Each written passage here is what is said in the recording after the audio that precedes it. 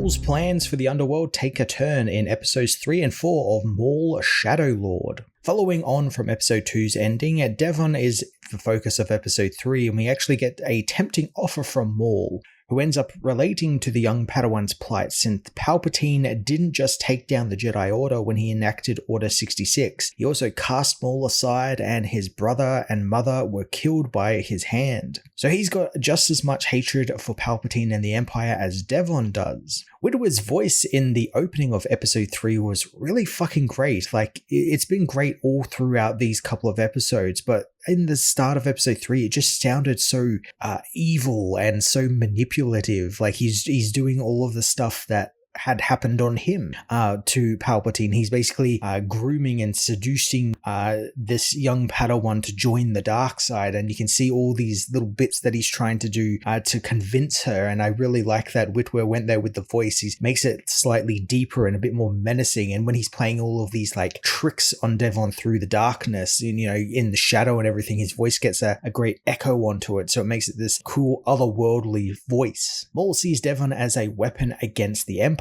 kind of like how he will treat Ezra in Rebels, only he's refined his methods of seduction by then, and here he's just kind of forcing it and trying to make it happen quickly, which will no doubt backfire at some point before Devon decides to probably come over and become his new apprentice. I'm sure that's definitely where this season is going. Lawson, meanwhile, has his men scouring Janix for known criminal partners of Vario and the Shadow Collective, which brings them into blows with Rook Cast, Maul's Mandalorian second-in-command, who's leading the collective against the Pikes, more of Maul's enemies. Richard Ayoade's Two Boots gets lots to do in these 2 episodes since he's the one tasked with tracking them down, so we get some really great neat action sequences with him and some other police officers where he's actually trying to help them. One thing I really like though was how the show is giving us things we've never actually seen in Star Wars before, especially with Lawson's storyline being, you know, the cop angle and everything, but in this episode we also get to see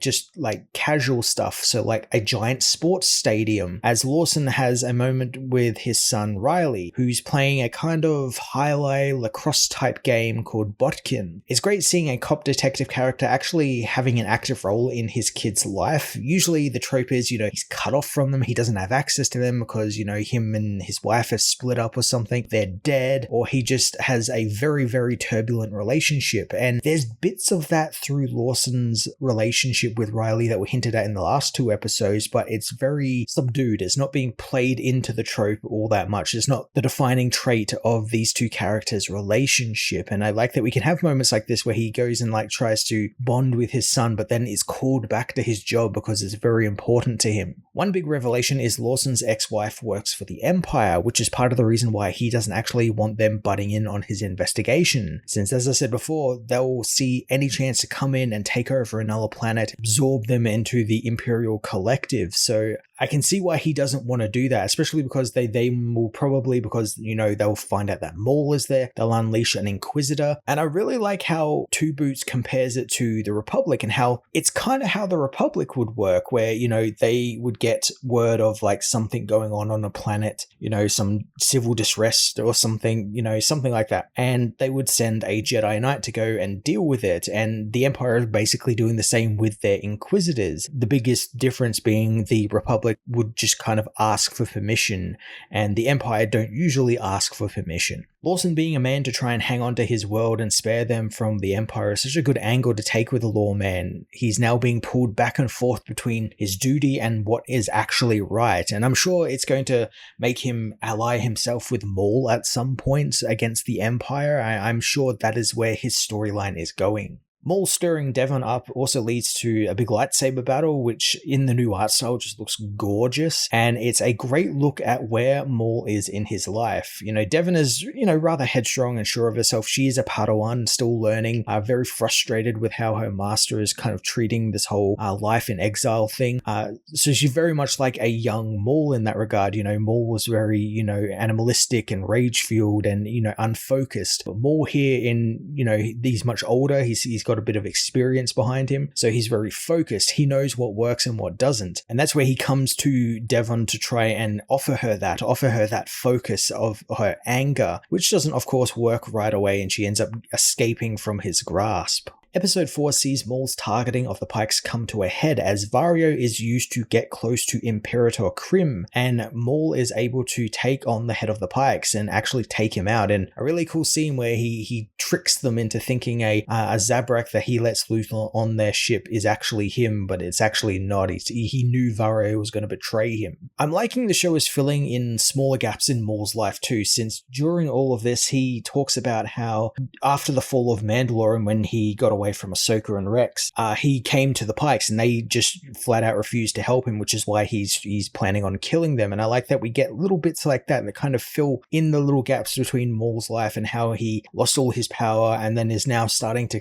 kind of gain that up to where he ends up ruling Crimson Dawn. Devon, meanwhile, has managed to escape Maul and meets back up with her master, and both end up having a great role in the back half of this episode since they back up Lawson. I like Diodaki's role in this, where he's kind of like being very coy that, yeah, he's a Jedi, but also he's pretending to not to be. He calls Devon his niece, and, you know, they're meant to be like a family sort of thing. And I like Lawson is kind of like yeah, I kind of know you're a Jedi, but you're kind of cool with me, you know, I'll let you go. So I like that there's that sort of dynamic there where Diodaki is helping Lawson in the background and kind of pointing him in the right direction. And it all leads to the end of this episode where they have a big fight with Maul while Lawson and his men deal with the Shadow Collective and all the Mandalorians and Zabraks. I still think Diodaki is going to die. This episode kind of reinforces that as Maul actually almost kills him in the duel they have. And I'm thinking it's probably going to happen at the end of the season. And that's going to lead into the second season where Devon finally accepts Maul's offer. You know, she's seen what the Empire can do. I imagine Diodaki is going to be killed by an Inquisitor. And that's going to be the thing that kind of draws Devon to Maul and allows her to become his apprentice, as it were.